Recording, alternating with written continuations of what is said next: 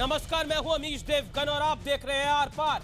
पिछले 2.5 साल में डॉक्टर मनमोहन सिंह दूसरी बार संसद में बोले हैं और एक के बाद एक सरकार पर आरोपों की झड़ी लगा दी। नोटबंदी संगठित लूट है, देश की अर्थव्यवस्था कमजोर हुई है। नोटबंदी पर प्रधानमंत्री कार्यालय चुन चुनकर मनमोहन सिंह ने सरकार को घेरा, लेकिन सरकार के तेवर भी बदल चुके हैं। नोटबंदी पर पीएम के सर्वे के बाद सरकार ने रणनीति पूरी तरह बदल ली है और अब सरकार विपक्ष के खिलाफ हल्ला बोल के मूड में है, क्योंकि 90% जनता ने बता दिया है कि वो पीएम मोदी के साथ है। लेकिन सवाल सर्वे पर उठा रही है बीएसपी और कांग्रेस। उनका दावा है कि यह सर्वे फर्जी है। इन तमाम मुद्दों पर आज होगा आर पार और मेरे साथ होगा बड़ा पैनल देश की सबसे बड़ी बहस।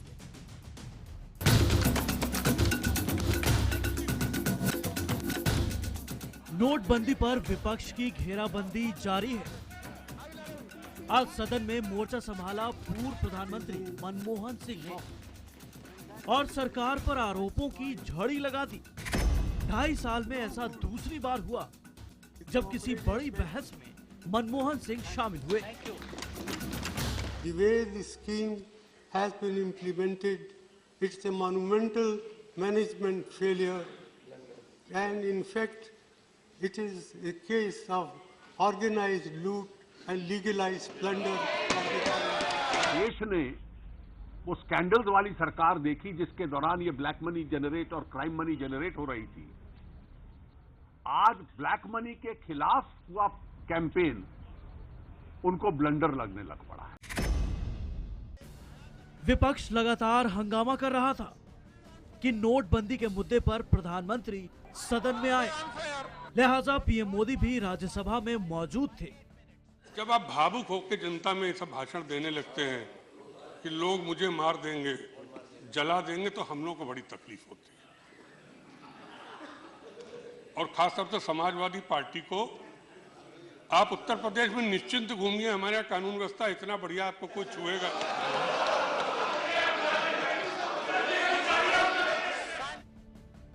हालांकि नोटबंदी पर पीएम के सर्वे के बाद सरकार के तेवर भी बेहद तीखे हैं।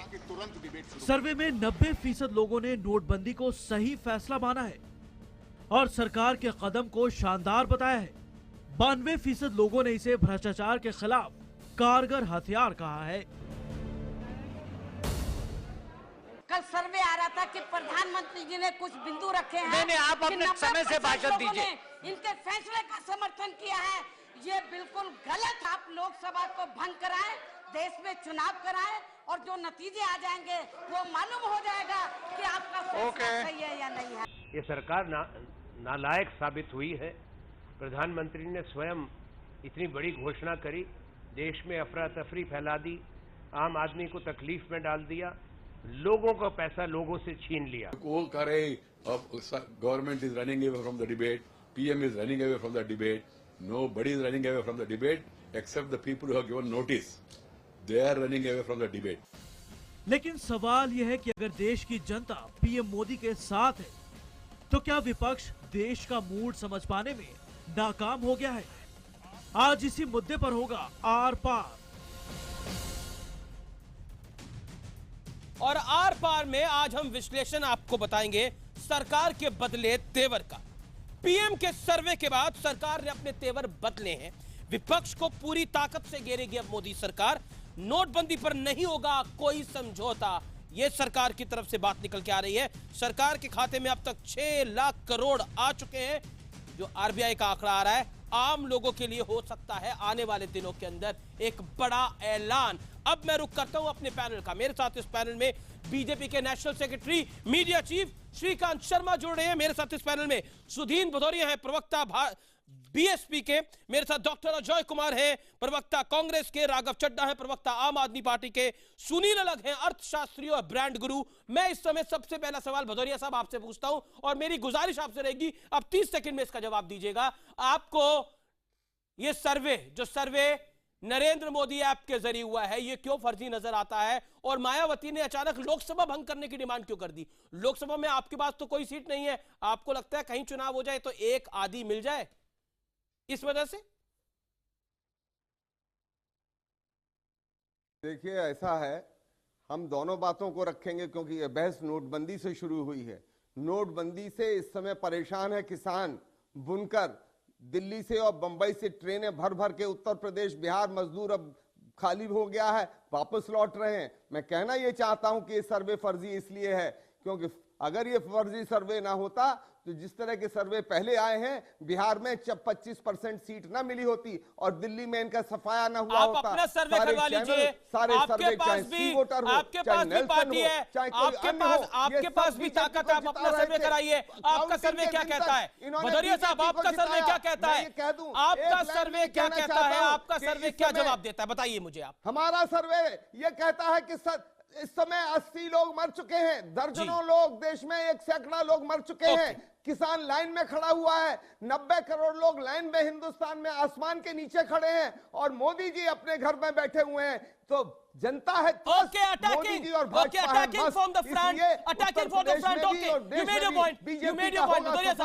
भदौरिया साहब, मैंने आपको रिक्वेस्ट करी थी, आप 40 सेकंड में अपनी बात आपने कंप्लीट आप करिए। अब आपको 1 मिनट हो गया है, मैं जवाब लेता हूं क्योंकि श्रीकांत शर्मा को बहुत से जवाब दे दिए हैं।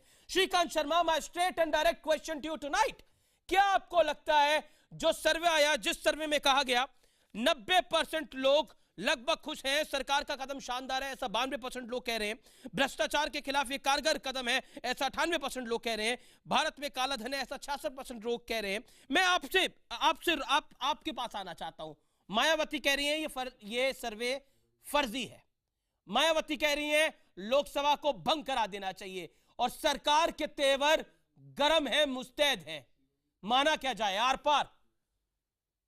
देखिए अमीश बाबू, जिन लोगों ने सर्वे में हिस्सा लिया है, ज्यादातर लोग देश से भ्रष्टाचार को और काले धन को समाप्त करना चाहते हैं। तो जो सर्वे है वो भ्रष्टाचार और काले धन जो सफाया करना चाहते हैं देश से, उन्होंने अपना मत रखा है। लेकिन जो अपोज कर रहे हैं वो वही लोग हैं जिन्होंने काले धन का संचय किया है, भ्रष्टाचार से प्रदेश और देश को लूटा है। तो उनसे आप कैसे अपेक्षा कर सकते हैं कि वो इस सर्वे का समर्थन करेंगे? तो ये जिन लोगों ने NRHM स्कैम के माध्यम से, ताज कॉरिडोर के माध्यम से, होमगार्ड भर्ती के माध्यम से जिन्होंने घोटाले किए हों, जिनके राज में डॉक्टर सचान की हत्या हो चुकी हो और दलितों की हत्याएं होती हों, ऐसे लोग जो सिर्फ नोटों पर ही राजनीति करते हों, जो टिकटों को बेचने वाले लोग हों, ऐसे लोगों से कैसे अपेक्षा कर सकते हैं कि मायावती जी इस सर्वे का समर्थन करेंगी? उनका तो जो नोट एडवांस में ले रखा था टिकटों का, वो कागज के टुकड़ों में तब्दील हो गया। तो क्योंकि उन्होंने तो दलितों के नाम पर सिर्फ दौलत की राजनीति की है। बड़ा आरोप लगाया आपने, मतलब नहीं है। आपको सर्वे क्यों नहीं भारा? इसका विश्लेषण श्रीकांत शर्मा कह रहे हैं आप भ्रष्टाचार में लिप्त हैं, इसलिए आपको ये सर्वे नहीं भारा। श्रीकांत भ्रष्टाचार में ये लिप्त हैं, व्यापम घोटाले में ये लिप्त हैं, व्यापम घोटाले में 50 लोगों की जान गई है, ये हमको बता रहे हैं। इनके लोग खुद काले धन पे 50 करोड़ रुपया करके कर्नाटक में शादी कर रहे हैं। आज के समय जब लोगों के पास 5000 रुपया नहीं है, खर्च कर रहे हैं, वो हमें नसीहत दे रहे हैं।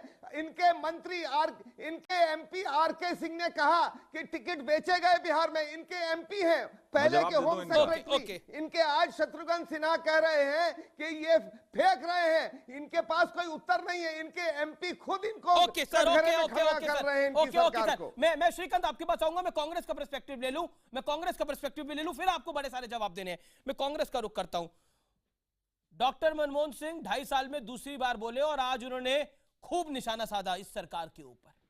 लेकिन आम आदमी का सर्वे कहता है, जो नरेंद्र मोदी ऐप के जरिए सर्वे हुआ, वो कहता है कि 90% लोग खुश हैं। क्या आपको लगता है कि विपक्ष, जो जनता महसूस कर रही है, वो विपक्ष महसूस नहीं कर रहा, यानी जनता खुश है और विपक्ष परेशान है? क्या ये डिस्कनेक्ट है डॉक्टर अजय कुमार? 40 सेकेंड्स। अमीश जी, पहले तो आप एक परिपक्व पत्रकार हैं। 5 लाख जो है टोटल सर्वे का संख्या है जी। इस देश में जो है सिर्फ 20 करोड़ के आसपास स्मार्टफोन है, उसमें से सिर्फ 5 लाख ने हाँ कहा। मैं तो आश्चर्य हूं कि मोदी जी ने 100% क्यों नहीं कहा। ये जो रूबी सिंह जैसी घटना हुई बिहार में, उसको जैसे टॉपर करने की, भारतीय जनता पार्टी आरएसएस की जो पुरानी बीमारी है कि हर चीज को जो एक फर्जी कहानी देश के सामने पेश करना। मैं तो ये उम्मीद कर रहा था कि आप जैसे एक परिपक्व पत्रकार जो है इनकी जो है दुष्प्रचार के शिकार नहीं बनेंगे। और मुझे अफसोस है कि जो है आप इस पर जो है विश्वास करने लगे हैं। मोदी जी की बात, जहां तक दुष्प्रचार की बात जैसे उन्होंने शुरू की थी, मैंने कई सारे आंकड़े निकाले हैं, मैंने कई सारे आंकड़े निकाले हैं, मैंने कई सारे आंकड़े निकाले। हम किसी के दुष्प्रचार का शिकार नहीं बनते, लेकिन हम किसी को प्रचार भी करने नहीं देते। हम किसी को प्रचार और दुष्प्रचार नहीं करने देते। हम प्रचार करते हैं जो जनता के लिए बेहतर होता है। अच्छा, बोलिए सर, बोलिए आप। तो अमित जी। जी सर। तो अमित जी, तो एक 3-4 आंकड़े आपके सामने जो हाल में हुआ था, 51 लाख पुराने नोट के पकड़े गए थे महाराष्ट्र में बीजेपी के मंत्री। आज जो है नागालैंड में इनके सांसद समर्थन करने वाले इनके सांसद का दामाद पकड़ा गया था 3 करोड़ के साथ। अच्छा, इससे पहले जो भी तो क्या अभी सौरभ पटेल जी के जो मंत्री जो ना खाने दूंगा और खाने वाले जो मुख्यमंत्री थे आप तो कह रहे थे कि बीजेपी के लोगों को फायदा हो रहा है। अगर बीजेपी के लोग पकड़े जा रहे हैं, अगर बीजेपी के लोग पकड़े जा रहे हैं, आप सौरभ पटेल का नाम ले रहे हैं, आप नागालैंड के, अगर बीजेपी के लोग पकड़े जा रहे हैं, अगर बीजेपी के लोग पकड़े जा रहे हैं तो बीजेपी तो फंस रही है। आपके लिए तो बेहतर है, आप लोगों के लिए तो बेहतर है। आप सुन नहीं रहे? मैं तो सुन रहा हूं आपकी बात, मैं तो आप ही की बात पे रिएक्ट कर रहा हूं। दिक्कत क्या है ना कि पुलिस को, जब पुलिस ने जी, तो मैं इसलिए आपको समझा रहा हूं भाई साहब कि बीजेपी के पुलिस जो स्थानीय जो प्रदेश के पुलिस है सीआईएसएफ को भारतीय जनता पार्टी के लोग, कुछ लोग को जो खबर ठीक ढंग से नहीं पहुंच पाए। अच्छा, बाकी लोग ने तो पूरी तरह से सफाई कर दिया। श्रीकांत मुस्कुरा रहे हैं, कुछ जवाब देना चाह रहे हैं। अजय कुमार, डॉक्टर अजय कुमार, अब आपने अपनी बात कह ली, अब देखिए मौका देना पड़ेगा, देखिए मौका देना पड़ेगा 30 सेकंड देने पड़ेंगे श्रीकांत शर्मा को भी। Shrikant Sharma, doctor Manmohan Singh, former prime minister of India, उन्होंने ब्लेटेंटली आरोप लगाया कि पीएमओ नाकाम रहा है, प्राइम मिनिस्टर ऑफिस नाकाम रहा है। और इसका जवाब देने के लिए खुद पीएमओ के मिनिस्टर डॉक्टर जितेंद्र सिंह हमारे साथ जुड़ेंगे। लेकिन प्राइम मिनिस्टर ऑफिस नाकाम रहा है और ये इकोनॉमिकली ब्लंडर करा है इस सरकार ने। क्या सफाई है आपकी और आपकी सरकार की? Go at Shrikant Sharma.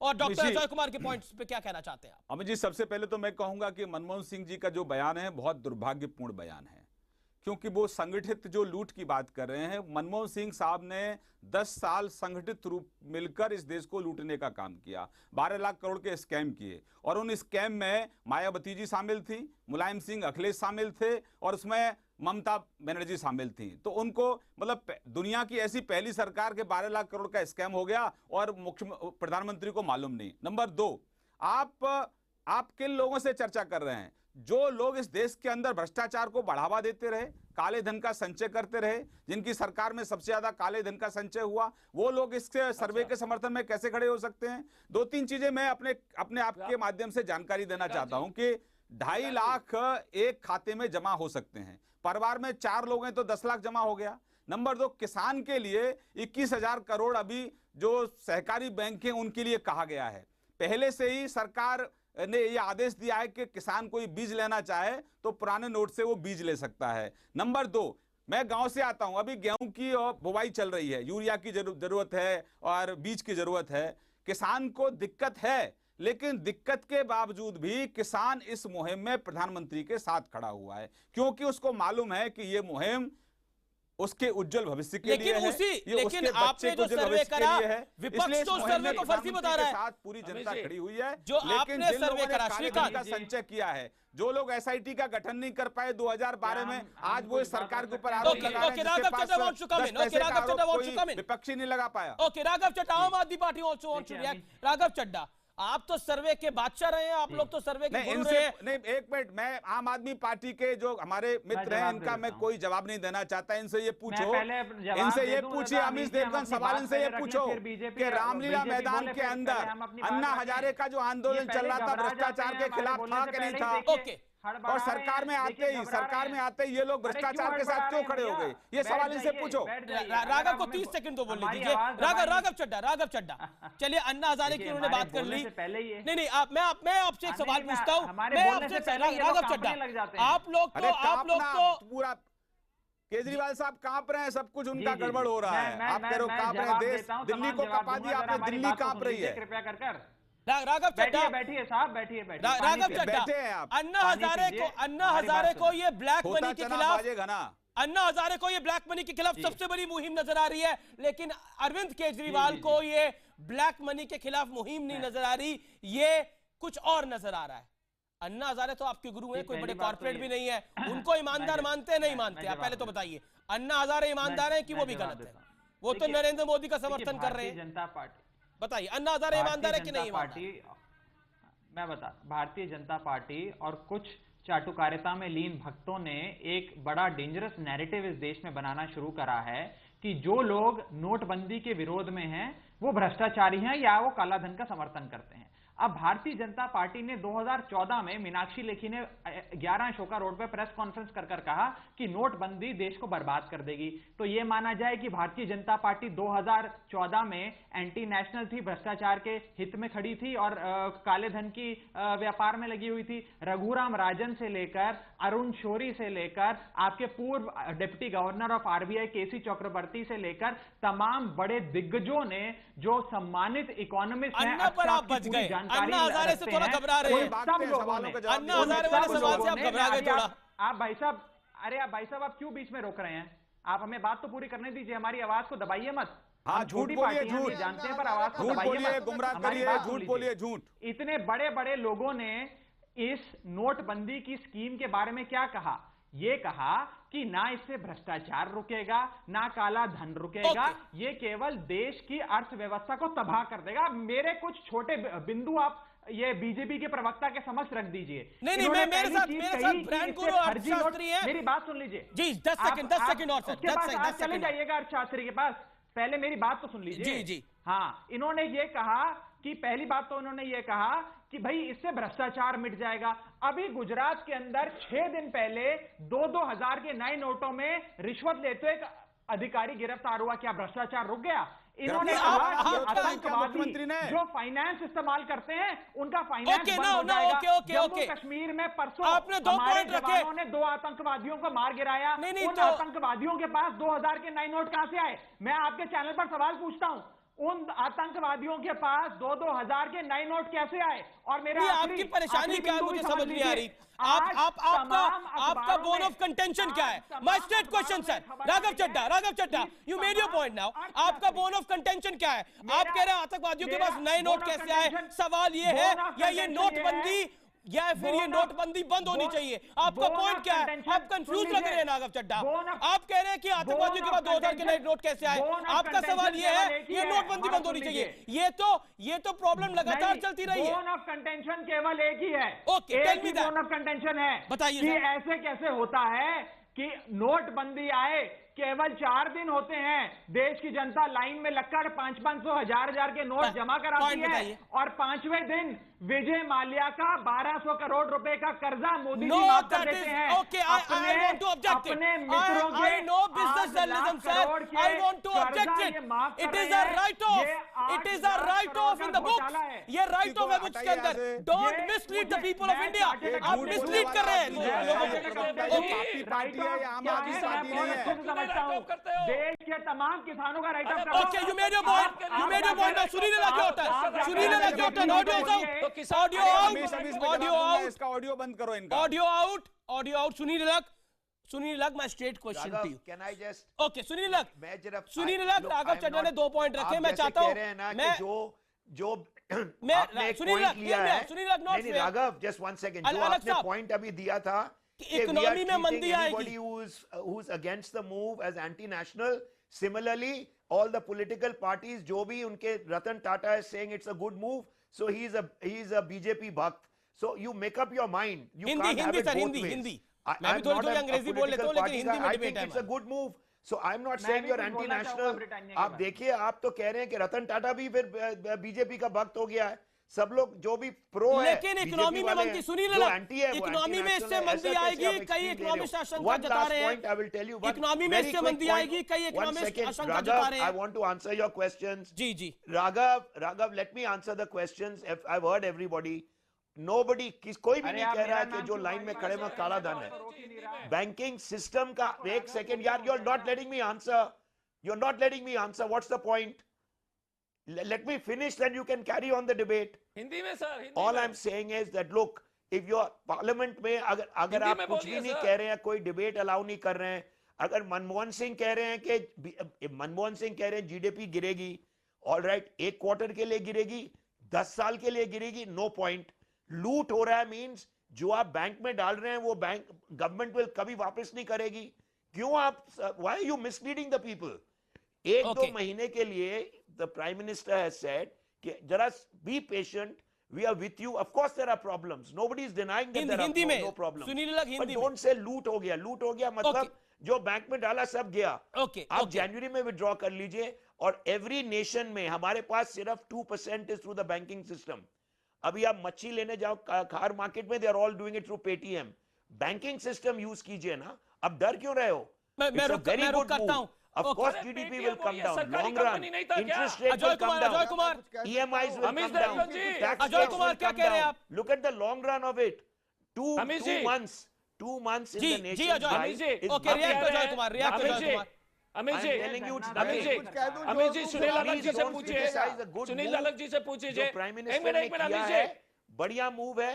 You can have आपके point of view. सुनील अलग, आपने अपनी बात कह लिया. अब अजय कुमार की टर्न है. अजय कुमार बोलिए. Go ahead and make a constructive Ajay Kumar बोलिए.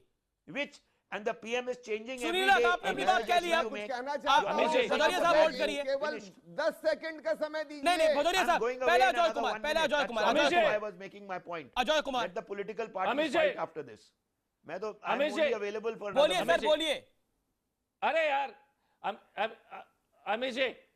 अमित जी, पहली बात यह है कि ये कैसी सरकार है कि सरकारी कंपनी होकर के पेटीएम के जो है पूरी तरह से एडवर्टाइजमेंट कर रहे हैं, पूरी तरह से विज्ञापन. प्रधानमंत्री जी हाजिर है. अब तो बिग बाजार भी आ गया. सरकारी बैंक पेमेंट इंटरफेस. एसबीआई के पास भी तो इलेक्ट्रॉनिक पेमेंट चैनल है, लेकिन स्टेट बैंक सरकारी बैंक के लिए जो प्रधानमंत्री उसके लिए जो है उसके एडवर्टाइजमेंट जो है उसके विज्ञापन में नहीं आते. पॉइंट हो गया आपका. ये कैसी सरकार है भाई साहब? कभी बिग बाजार को आगे करते हैं.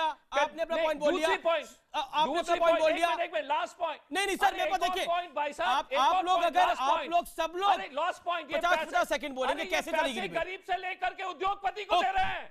ये पैसे लेकर के गरीब का पसीना का पैसे उद्योगपति को, माल्या को दे रहे हैं. इसी के कैसे दे रहे हैं सर? आप बड़ी आसानी से बोल देते हैं उद्योगपति का पैसा गरीब आदमी का पैसा उद्योगपति को दे रहे. कैसे दे रहे हैं सर? वो इकोनॉमिक्स आज आप समझाइए. आई चैलेंज यू सर, वो इकोनॉमिक्स आप समझाइए कि गरीब का पैसा कैसे माल्या को मिल रहा है, गरीब का पैसा कैसे कॉर्पोरेट को मिल रहा है. I don't understand this argument. समझाऊं? ओके, सुनील अलग, 30 seconds you want to respond. Sunil Alak, 30 seconds, not more than that. Okay, can I explain this? Hold on. Can I explain this? Hold on. अरे भाई साहब, मुझे bank में बढ़ेगी तो I am telling you interest rates have to come down. Okay. अब जब all the inflation will come down, आप 3-4 महीने के लिए तो इंतजार कर. सी बजट में क्या आता है? अगर जो पैसा बैंक में आ रहा है, they reduce the taxes, everybody will clap their hands. एक दो महीने के लिए इतना हल्ला बचा रहे हैं कि जैसे पूरा देश का पैसा उड़ा दिया गवर्नमेंट ने, अब वापस नहीं मिलेगा. Please don't mislead. Sir, I agree. You made there a can point, be an sir. economic लेकिन point of view economy that में GDP मंदा आएगा, will इसका fall जवाब this आपने quarter. नहीं दिया. मैं तो कह रहा हूं मैं गिरेगा. श्रीकांत को रुक करता हूं. Audio down. मैं श्रीकांत करो. श्रीकांत, सरकार पे बड़े सारे सवाल खड़े हुए हैं और एक तरफ ये भी कहा जा रहा है कि अर्थव्यवस्था में मंदापन आएगा. व्हाट इज योर टेक और क्या जवाब है अजय कुमार की बात का और राघव चड्ढा की बात का? देखिए, अजय कुमार एक पुलिस अधिकारी रहे हैं, बहुत योग्य व्यक्ति हैं. मैं इतना ही कहना चाहता हूं अजय जी, आप थोड़ा सा फैक्ट ठीक करिए. विजय माल्या की कंपनी डूब रही थी. जब माल्या डूब रहा था, किंगफिशर डूब रहा था, और 1450 करोड़ तो अकेले एसबीआई का था. एसबीआई का 1450 करोड़ डकार गया और उसके बावजूद भी प्रधानमंत्री खड़े होते हैं कि हमें किंगफिशर को बचाना है. आपने 1500 करोड़ और दे दिया, जबकि एसबीआई कहती है कि इसके अकाउंट फ्रीज कर दिए हैं. ये बिल्कुल पूरी तरह से ये पैसा नहीं दे रहा है. तो राहुल गांधी ने क्यों दबाव डाला प्रधानमंत्री पर? सोनिया गांधी ने क्यों डाला प्रधानमंत्री पर जवाब कि भाई आप 1500 करोड़ और दे रहे हो, वो लूट नहीं थी क्या? और दूसरा, कॉर्पोरेट की ये बात कर रहे हैं, 3.5 लाख करोड़ उन्होंने कॉर्पोरेट हाउस का माफ किया 10 साल के अंदर. तो अब आप भी माफ करेंगे? गुमराह क्यों कर रहे हैं देश जो कांग्रेस ने करा वो आप भी करेंगे? पाप पार्टी के प्रवक्ता बैठे हैं, पाप पार्टी के प्रवक्ता की इतनी हैसियत नहीं कि इनका जवाब दूं मैं, क्योंकि ये इनके पास दुनिया की समस्याओं का समाधान इस पार्टी के पास है, लेकिन इनके विधायक व्यभिचारी, दुराचारी, भ्रष्टाचारी, इनका अपने विधायकों के व्यवहार को बदलने का कोई मैकेनिज्म नहीं है। ये सबको प्रवचन देंगे, लेकिन दोनों हाथों से लूटने का काम करेंगे। तो कोई हैसियत नहीं है। अरे मैं तो आपके चैनल पर स्वीकारता हूं कि हमारी कोई हैसियत नहीं है। धन्ना सेठों से लड़ने की औकात नहीं है मेरी। लोगों को ये धन्ना सेठ की सरकार है, धन्ना सेठ की पार्टी है। ओके, धन्ना सेठ की सरकार है। बीजेपी कह रही है आम आदमी पार्टी की कोई हैसियत नहीं है। द बिगेस्ट पॉलिटिकल वॉर हम कह सकते हैं, आर पार की लड़ाई भारतीय राजनीति में नोटबंदी पर हो रही है। और इस नोटबंदी पर इसकी एबीसीडी क्या है, इसके फायदे नुकसान क्या है, आर पार न्यूज 18 इंडिया आपको समझा रहा है। ब्रेक के बाद none other than prime minister office minister doctor Jitendra Singh आप लोगों के सवालों के जवाब देंगे। ब्रेक के तुरंत बाद में हाजिर हो रहा हूं। आर पार में देख रहे हैं आप अब तक की नोटबंदी पर सबसे बड़ी बहस। और आर पार में मेरे साथ श्रीकांत शर्मा, राष्ट्रीय सचिव बीजेपी, सुधीन भदौरिया बीएसपी के प्रवक्ता, डॉक्टर अजय कुमार, राघव चड्डा इस डिबेट में शामिल। मैं इस दौर में मैं सुधीन भदौरिया साहब का रुख करना चाहता हूं, जो ब्रेक से पहले भी कुछ कहने की कोशिश कर रहे थे। भदौरिया साहब, क्या आपको लगता है विपक्ष इस मामले में फंस गया है? क्योंकि जनता जो सर्वे आया है, और आप पीएमओ ऐप का सर्वे छोड़िए, आप सर्वे अगर आप सर्वे देखेंगे बाकी न्यूज़पेपर्स का भी, वो सर्वे भी सरकार के साथ दिख रहे हैं, आम जनता सरकार के साथ दिख रही है। क्या आपको लगता है कि इसी वजह से विपक्ष फंस गया है? आगे जाए पीछे जाए क्या करे? क्योंकि जनता के लिए लड़ाई लड़ रहा है, जनता सरकार के साथ दिख रही है। देखिए, समाजशास्त्र और मैथडोलॉजी कुछ हम भी जानते हैं, हम भी थोड़े बहुत पढ़े हैं। इस देश में जहां 125 करोड़ लोग रहते हैं, वहां पर कुछ लोगों का सर्वे करके आप ये साबित करने लगे कि 125 करोड़ रुपए लोगों की राय है। तो मैं एक ही संस्था की राय बता देना चाहता हूं। सुप्रीम कोर्ट के चीफ जस्टिस ने कहा है कि यहाँ पर अराजकता का माहौल पैदा हो रहा है। और जहां तक भ्रष्टाचार हटाने की बात है, कल ही सुप्रीम कोर्ट के आपने देखा होगा, उनका आया है एक वक्तव्य, वो कह रहे हैं कि अभी तक लोकपाल आपने भ्रष्टाचार खत्म करना चाहते हैं, काला धन लाना चाहते हैं। 2.5 वर्ष 3 साल होने जा रहे हैं आपकी सरकार के बने हुए, आज तक आपने लोकपाल, आप तो भ्रष्टाचार को बढ़ावा दे रहे हैं। 2000 का नोट लाए हैं, 2000 के नोट से अब काला धन और ज्यादा बढ़ेगा। और फिर ये जो 10 घराने हैं, जिनका 11 घरानों का 10 लाख करोड़ रुपया बकाया है, ये एनएपी पर इन लोगों की सरकार उन पर तो चुप रहती है। और यहाँ पर कई हजार किसान आत्महत्याएं कर लेते हैं, नौजवान हताश होकर इधर से उधर भटक रहा है, महिलाएं बच्चों के दूध के लिए बिलख रही हैं। विराम देना होगा अपनी वाणी को थोड़ी देर के लिए। आप यहाँ पर भ्रष्टाचार हटाया है। देखिए भदौरिया साहब, यू मेड योर पॉइंट। अब मैं श्रीकांत के पास चलूंगा जवाब लेने के लिए, लेकिन उससे पहले राघव चड्डा अपना हाथ खड़ा करे। राघव चड्डा 30 सेकंड में सर अब अपनी बात रख दीजिएगा। हाँ, मैं 30 अन्ना हजारे पे जरूर अपनी सफाई दीजिएगा। अन्ना हजारे पे आप क्या कहते हैं?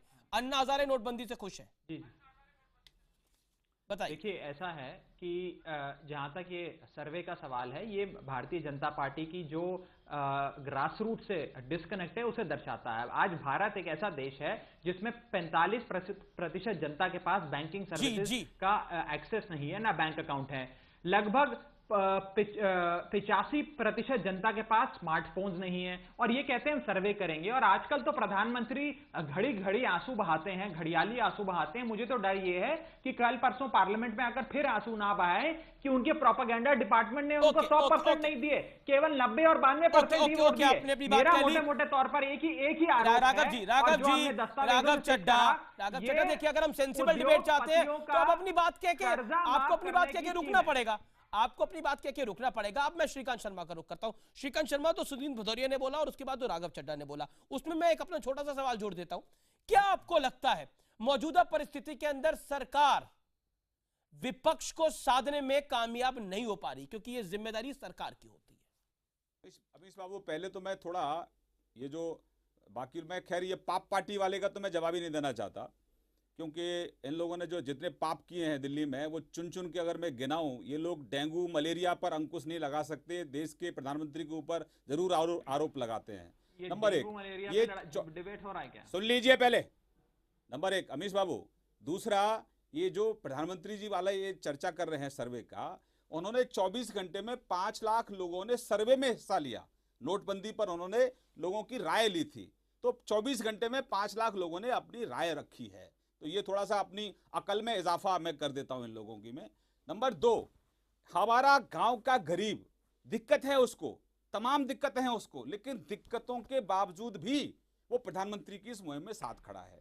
क्योंकि इन 10 साल में जो लुटेरे थे सब मिलके लूटने का जिन लोगों ने काम किया था, वो सब आज इस मुहिम के खिलाफ खड़े हुए। जी। जहां तक भदौरिया साहब बात कर रहे हैं पैसों की, भदौरिया साहब जहां आपके समर्थन से मनमोहन सरकार चल रही थी और उसके समय के कार्यकाल के, मैं आपको बता, आपके मित्र हैं, हम सबके मित्र हैं, गौतम अडानी की कंपनी ने 72,632 का कर्जा मनमोहन सरकार के समय में था।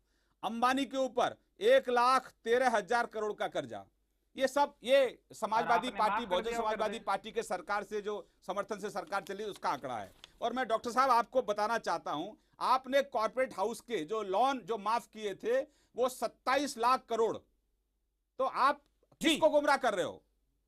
किसी को गुमराह मत करिए। हमारी पार्टी गांव के गरीब के हित का काम कर रही है, जनता उनके साथ खड़ी हुई है, और जो भ्रष्टाचार और काले धन को देश से समाप्त नहीं करना चाहते वो इस मुहिम में प्रधानमंत्री का विरोध कर रहे हैं। अमित जी जी अजय कुमार, आनंद शर्मा ने तो बड़ी बड़ी बातें बोली, डॉक्टर मनमोहन सिंह ने भी बड़ी बातें बोली, अब आप क्या कहना चाहते हैं? आनंद शर्मा ने तो बोला निकम्मी सरकार है। देखिए श्रीकांत शर्मा जी एक पढ़े लिखे इंसान है, लेकिन प्रधानमंत्री जी का जो है प्रभाव उन पर भी पड़ रहा है, बढ़ चढ़ के बोलने का। ये 27 लाख करोड़ के आंकड़े में शर्त लगाना चाहता हूं कि वो जो आंकड़े थे, मुझे जो याद होगा, जो 70-80 हजार आसपास के करोड़ के जो है लोन माफ करने का जो है, और जो बट्टे खाते में जो आंकड़े थे, जब हम लोग सरकार छोड़ के गए थे तो 1 लाख करोड़ था, पिछले 2 साल में वो 7 लाख करोड़ तक पहुंच गया। ये ऐसी रही मोदी सरकार। दूसरी बात है, अदानी साहब के नाम लिया तो बहुत अच्छी बात है। अदानी जी के खिलाफ 45,000 करोड़ का अंडर इनवॉइसिंग का केस चल रहा है DRI में, लेकिन उनके ऊपर कोई कार्रवाई नहीं होगी। जहां तक किसान की बात है तो मैं अपने दोस्त श्रीकांत जी को याद दिलाना चाहता हूं, बरेली का ले लीजिए उदाहरण। बरेली में जो है सिर्फ 4 जो है सरकारी दुकानें बीज से सिर्फ 4 दुकान है सरकारी दुकानें जहां से बीज मिलती है, बाकी 24 दुकान जो है निजी क्षेत्र में है। तो किसान क्या करेगा? तो दिक्कत क्या है कि अगर इनको जो, और सर्वे के बारे में हम तो ट्विटर में रहते हैं, जैसे ही हमने बीजेपी सरकार के खिलाफ कोई ट्वीट किया तो 2 करोड़ जो है वैसे ही गाली देने पहुंच जाते हैं। तो इनकी जो है, इनके जो वो 2 करोड़ आपको गाली से तकलीफ है, जो आपको गाली से तकलीफ है या 2 करोड़ से तकलीफ है? 5 लाख, उसी में से सिर्फ 5 लाख। अमित जी, मोदी श्रीकांत है, श्रीकांत शर्मा ये ट्वीट करे तो 2 करोड़ लोग गाली ना दे, या 2 करोड़ बीजेपी के कार्यकर्ता गाली ना दे, इतना आश्वासन तो दीजिए डिबेट पे आप कम से कम। अभी जी मैं अपने मित्र डॉक्टर साहब को 5 लाख जो है आपको डाउनलोड किया तो चिंता के विषय की नहीं। ओके अजय आप अपनी बात बोलिए। श्रीकांत जी, मैं डॉक्टर साहब को इतना पूछना चाहता हूं, डॉक्टर साहब आप इतना बता दीजिए देश की जनता को, जब माल्या के ऊपर 1450 करोड़ का कर्जा था, SBI ने उसके अकाउंट फ्रीज कर दिए, तो आपने किसके दबाव में 1500 करोड़ का उसको और कर्ज दिया? आप ये जवाब जनता को जरूर बताइए। जी हम डिबेट को माल्या और अदानी पर ले गए हैं। एक सवाल बताइए बस। ओके 10 सेकंड में जवाब, 10 सेकंड में जवाब अजय कुमार, 10 सेकंड में जवाब अगर आपके पास है तो। ठीक है। अरे यार अमित जी चिंता मत कीजिए, जवाब है jet Airways, Kingfisher airline, Indian airlines, ये 3 एयरलाइंस को लोन और स्पाइस, ये 4 एयरलाइंस को जो है लोन मिले थे, उसमें से 3 की जो स्थिति सुधर गई, मैं ब्रेक पे जा रहा हूं, 3 की सुधर गई, 1 की खराब हुई। जी मैं ब्रेक पे जा रहा हूं, समझाइए कि मैं ब्रेक पे जा रहा हूं क्योंकि कुछ देर में पीएमओ के मिनिस्टर हमारे साथ होंगे, थोड़ा लेट हो रहे हैं। बाकी 3 को जो पैसा दिया था। जी मैं राघव चड्ढा, आप अपना पॉइंट क्या कहना चाहते हैं? आपको नहीं लगता अब जनता की तकलीफों में भागीदार बनिए, यानी उनकी तकलीफ कैसे हल हो सकती है? आप तकलीफों को उठाइए, अगर आप मुद्दे को बदलेंगे तो उससे आपको ज्यादा पॉलिटिकल गेन नहीं मिलेगा। अमित जी, जहां तक तकलीफ की बात है, दिल्ली सरकार के कैबिनेट ने मता पास कर दिल्ली सरकार ने, आम आदमी पार्टी की सरकार ने ये सारी सुविधाएं जनता को उपलब्ध कराई हैं कि जो दिल्ली में एटीएम्स और बैंकों के बाहर लाइनें लगी हैं, वहां दिल्ली की सरकार और आम आदमी पार्टी के वॉलंटियर उनको चाय पानी बिस्किट पहुंचा रहे हैं, उनकी सहायता कर रहे हैं। परंतु मेरा एक सवाल है, प्रधानमंत्री मोदी जी ने जब वे गुजरात के मुख्यमंत्री थे 2013 में ये ट्वीट करा, मेरे पास उसकी कॉपी है, ये कहा कि काला धन तो स्विस बैंक में है और ये बात देश का बच्चा जानता है। मुझे ये बताइए, करोड़ लोगों को राघव जी मेरे पास टाइम कम है, मेरे पास इस दौर में आखिरी 10 सेकंड है, ब्रेक के उस पार में आ रहा हूं। मैं श्रीकांत का रुख करता हूं। श्रीकांत शर्मा, मैं आपसे एक छोटा सा सवाल पूछना चाहता हूं, क्या आपको लगता है क्या स्विस बैंक और बाहर से जो ब्लैक मनी आ रही है उस पर अब विराम लग जाएगा या फिर आप उसको भूल चुके हैं चुनावी वादे की तरह? 10 सेकंड श्रीकांत।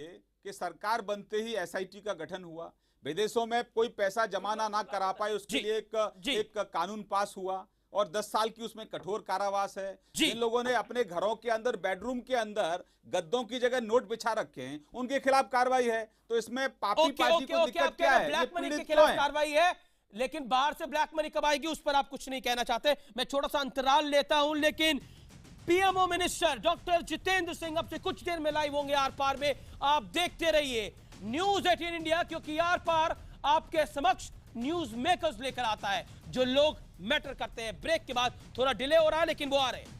मेरा वादा था आपसे, आर पार का वादा था, न्यूज 18 इंडिया का वादा था कि आज हम प्राइम मिनिस्टर ऑफिस के मंत्री को आपके समक्ष लाइव लेकर आएंगे, क्योंकि आप लोगों के कई सारे सवाल हैं। फेसबुक पर भी मेरे से बहुत लोगों ने बहुत से सवाल पूछे, ट्विटर पर भी पूछे। मेरे साथ इस समय डॉक्टर जितेंद्र सिंह लाइव और एक्सक्लूसिव है, मैं उनके पास सीधा चलता हूं। डॉक्टर जितेंद्र सिंह, नरेंद्र मोदी ऐप का सर्वे क्या आया? विपक्ष लामबंद हो गया। मायावती ने तो बोला अगर इतना भरोसा है तो चुनाव करा दीजिए, लोकसभा भंग कर दीजिए। डॉक्टर साहब देखिए, ये अपने में ही एक हास्यमय बात है अमीर जी, अपने में ही एक हास्यमय बात है।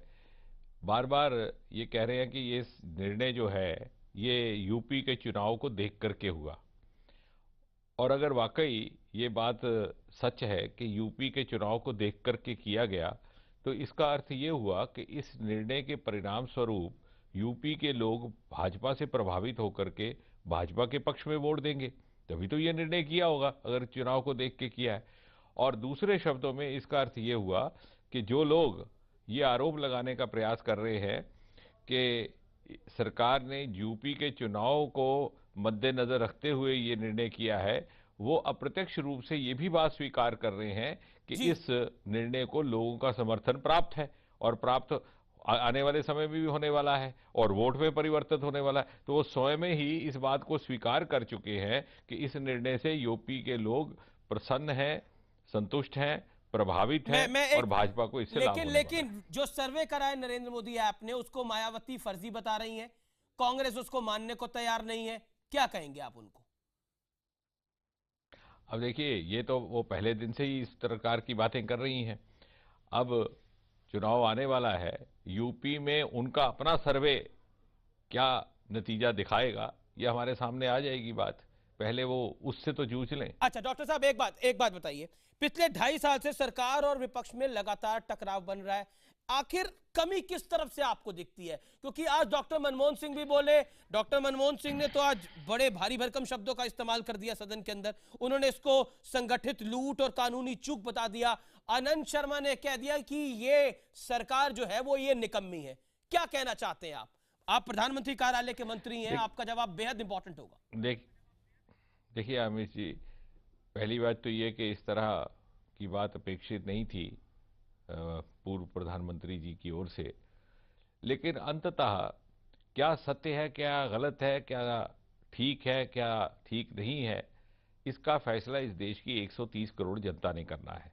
अब हुआ यह है कि 2.5 वर्ष में इनको कुछ भी उंगली उठाने को रह नहीं गया और इनसे ये बात हजम नहीं हो पा रही है कि एक के बाद एक मोदी सरकार के द्वारा ऐसे फैसले किए जा रहे हैं जिससे मोदी सरकार की ईमानदारी और प्रतिबद्धता सिद्ध होती है। पहले तो वो बॉर्डर के पार जब वो स्ट्राइक्स की बात हुई तो इन्होंने कहा कि साहब ये किस्सा ही झूठा है, ये सर्जिकल स्ट्राइक ही झूठी है, इसका हमें प्रमाण दिया जाए।